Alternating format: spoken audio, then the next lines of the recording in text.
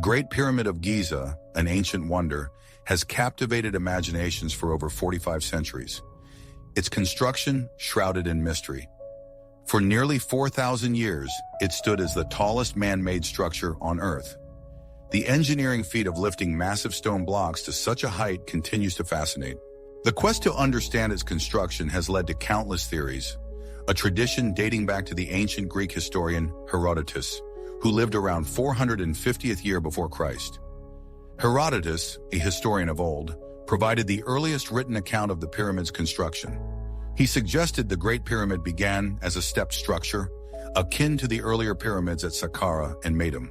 According to his account, a system of wooden machines, positioned on each tier, were used to hoist the massive blocks upward, employing the principle of leverage. Moreover, he confidently stated that the pyramid's smooth outer casing was applied from the apex downwards, a layer at a time. Contemporary historians, however, suspect that Herodotus's information originated from local Egyptian guides, who may have embellished or even fabricated much of the narrative. Even those who lived 2 millennia after the pyramid's construction could only speculate about their secrets. While some of Herodotus's accounts have been debunked, a kernel of truth may exist within his narratives, though pinpointing it remains elusive. Modern archaeology has offered scant clues into the construction techniques of these grand structures, leaving a significant gap between what we know and what might have been. The use of ramps to elevate the colossal blocks stands as the only construction method with near universal agreement. Several isolated examples of ancient Egyptian construction ramps remain intact to this day, yet the exact size, slope, quantity, and path of the ramps used in the construction of the Great Pyramid are subjects of ongoing debate within Egyptology. No singular consensus has been reached. In the early 2000s, French architect Jean-Pierre Houdin, inspired by a suggestion from his father Henri, a retired construction engineer, proposed a novel construction method. Houdin crafted a detailed model for the Great Pyramid's construction, incorporating an internal ramp system. By 2008, Houdin, in collaboration with Egyptologist Bob Breyer, unveiled the internal ramp theory to the world. A captivating documentary, Cheops, a new investigation, chronicles the collaborative efforts surrounding the Great Pyramid's mysteries. On October 25, 2022, Houdin unveiled a highly anticipated update to his theory of the Great Pyramid's construction in a 154-page article. This work incorporates data and analysis from the Scan Pyramids mission, which in 2017 revealed the existence of several hidden voids within the Great Pyramid. These include a corridor above the northern entrance, a large cavity known as the Big Void above the Grand Gallery, and a small void in the northeast corner. With the unveiling of Jean-Pierre Houdin's latest work, it's time to delve deeper into his compelling ideas. Houdin's narrative extends beyond a novel approach to ramp-assisted block lifting. It touches upon broader issues within Egyptology, including the preservation of knowledge and the crucial question of who gets to shape the narrative of the pyramids. In essence, Houdin's core concept posits that the Great Pyramid could have been erected using an internal spiral ramp in conjunction with an external straight ramp on the south face of the structure. The construction of the Great Pyramid was a feat of engineering, potentially involving a sophisticated system of ramps and counterweights. It's theorized that an external ramp, extending to approximately 1/3 of the pyramid's height, was crucial for hauling the massive granite and limestone beams destined for the upper chamber's ceilings. Adjacent to this ramp, the Grand Gallery, with its impressive size and incline, may have served as an anchor for counterweighted sledges. These sledges, linked to the colossal blocks via ropes, would have provided a mechanical advantage, easing their ascent. Following the completion of the King's Chamber, an internal ramp might have facilitated the construction of the upper 2/3 of the pyramid, negating the need for an excessively large external structure. These two concepts, the internal spiral ramp and the Grand Gallery's counterweight system operating in conjunction with the external ramp, are considered the most important and believable theories regarding the pyramid's creation. The core of his model hinges on a duo of pivotal elements, an internal ramp design coupled with a counterweight system. These innovations, as the author posits, were instrumental in surmounting the formidable challenges that confronted the builders of the Great Pyramid. The internal ramp obviated the need for a colossal external structure, simultaneously affording continuous monitoring of the structure's geometry and impossibility with an external spiral ramp. A straight external ramp, working in tandem with counterweights, enabled the lifting of even the most massive blocks onto the pyramid, negating the need to alter direction and the exhaustive labor of 600 workers per block. With escalating scale, sheer human strength invariably collides with insurmountable logistical hurdles. Jean-Pierre Houdin's ramp concept wasn't just groundbreaking, it was supported by compelling physical evidence. The Sun Temple of Pharaoh Nuser from the 5th dynasty features a distinct internal ramp structure, validating the existence of such construction technology in archaeological discoveries. Furthermore, the Great Gallery exhibits scratches and friction marks on the lower walls, indicative of repeated forceful contact. Despite Houdin's detailed ideas, most Egyptologists dismissed his theory.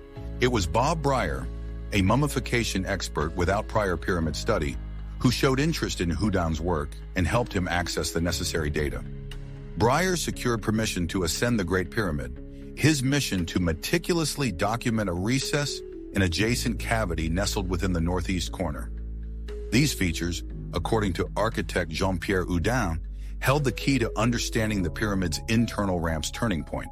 Before Houdin, these enigmatic characteristics had defied any compelling explanation.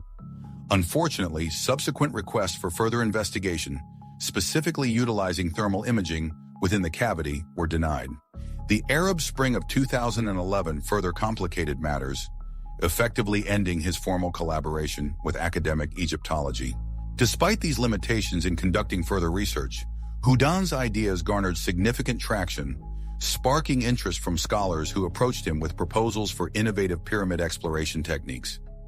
Mography emerged as a promising method, using the count of moons either passing through or absorbed by stone to detect internal voids within masonry. The establishment of the Heritage Innovation and Preservation Institute in 2015 marked a high point in Houdin's collaboration with physicists and engineers worldwide.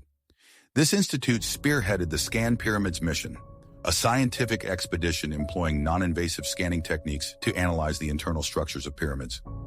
The Egyptian Ministry of Antiquities, however, exercises caution in granting permits for such studies. As Houdin noted in his 2022 publication, the mission's sole condition was maintaining neutrality and freely sharing findings with researchers. The construction of the Great Pyramid of Giza demanded a sacrifice: my participation in the expedition.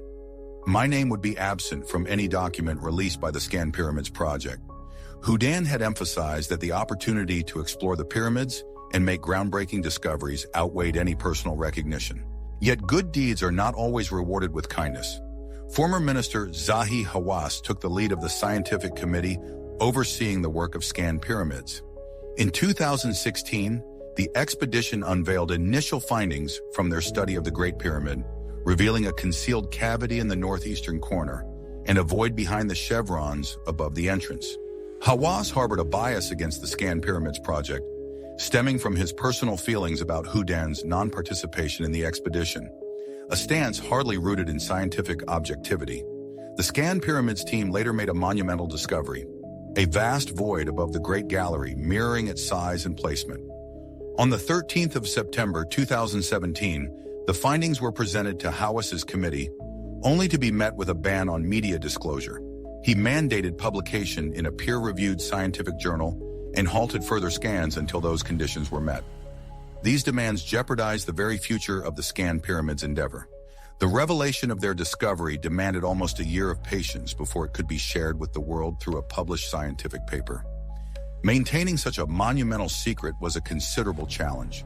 Yet because of the Scan Pyramids team's expertise and the profound importance of their findings, Nature expedited the review process, leading to the publication of their work on November 2, 2019. The announcement of a large void within the Great Pyramid of Giza sent ripples of excitement across the globe. This marked a pivotal moment in the study of Egyptian pyramids, standing as the most significant discovery since Howard Weiss's exploration uncovered the stress-relieving chambers back in 1837. However, amid the global fascination, a sense of unease settled among certain scholars and Egyptologists. David Lightbody, who would later publish a paper questioning the findings of the Scanned Pyramids project, confessed to experiencing a profound moral struggle in the days following the initial announcement. "The last few days have been very tough for me, even though I love Egyptology and archaeology," he wrote, adding that such matters sometimes caused him and his acquaintances a great deal of headache and heartache. The times were indeed challenging, but perhaps the darkest hour is always just before dawn. When Lightbody presented his work, entitled In Doubt the Void, to his peers, he faced accusations of selectively deleting comments that did not align with his analysis. Regardless of one's stance on Houdin's theories, the existence of a large void within the pyramid is undeniable and plays a crucial role in this unfolding narrative. Some critics, unfortunately, mask personal agendas under the guise of scientific rigor. This practice, sadly, isn't uncommon in Egyptology, providing biased individuals with an excuse to dismiss the scientific archaeology crucial to understanding the pyramids. Returning to the Great Void, its discovery has become central to a revised version of Houdin's theory of pyramid construction. The idea of the Grand Gallery serving as a construction ramp has always been a strong point in Houdin's theory, but the original design seemed less than perfect. The location of the Great Pyramid's most massive blocks, positioned above the King's Chamber, presents a logistical puzzle. The Great Gallery seems an unlikely spot for hoisting them to such heights. Jean-Pierre Houdin's original theory posited that the gallery's roof would need to be left open during construction, allowing ropes to reach a counterweight at a sharp angle. However, the recently discovered Big Void offers a potential solution.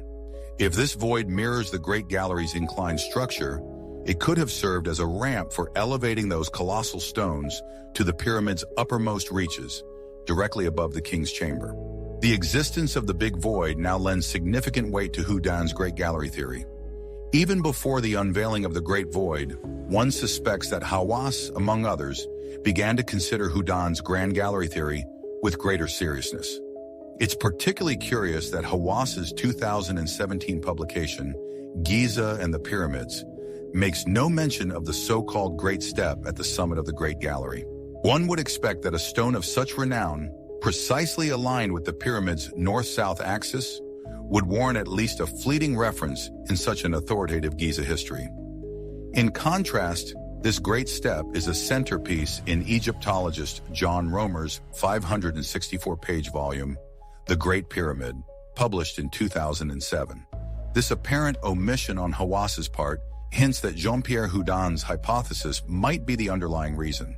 If Houdin is correct, and the Great Step is not a step at all, but a trench as it appeared over a century ago, then the Egyptian Department of Antiquities has seriously damaged the Great Pyramid with its inaccurate restoration.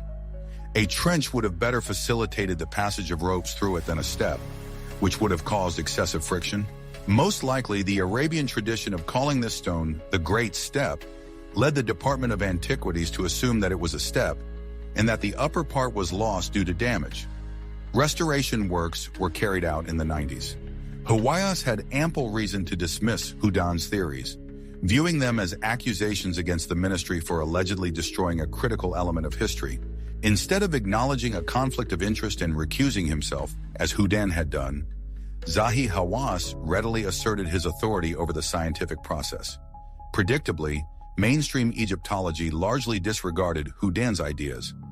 After reviewing the latest iteration of Houdin's theory, I felt a tinge of disappointment. Houdin's most compelling argument lies in its proposition of an optimal construction method that would have significantly reduced the need for manual labor. The ancient Egyptians, possessing a vast workforce of laborers, likely wouldn't intentionally complicate the pyramid's design solely to minimize labor requirements. The suggestion of vertical counterweights, akin to those in modern elevators, to enhance the traction within the Grand Gallery seems improbable. Moreover, there's a lack of archaeological evidence to support this claim. It's more plausible that the Grand Void, functioning as a second Grand Gallery powered by manpower, would have sufficed for the task. Defending Houdin, it should be noted that he's striving to incorporate all available pyramid scan data, even though it's currently insufficient for complete hidden structure modeling.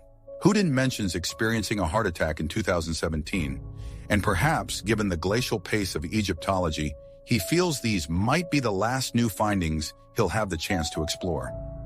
This may explain why he's pushing his theory to its absolute limit now, rather than waiting for more information. One of the most intriguing elements of Houdin's proposed construction model for the Great Pyramid has always been the platform for the largest blocks, situated on the southern face at a height of 43 meters.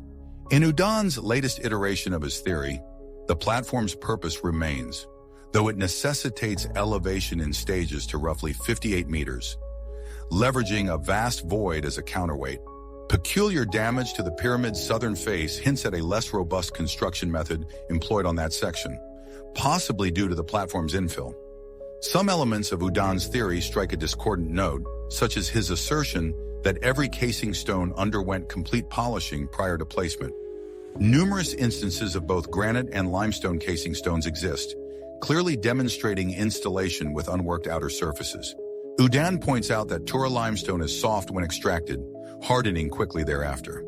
While this makes quarrying easier, transporting the sharp-edged stones can lead to breakage, potentially increasing costs. The countless patches on the bent pyramid's casing stones serve as evidence of how frequently such damage may have occurred. However, when it comes to the small shafts emanating from the king's and queen's chambers, I believe Houdin's theory falters.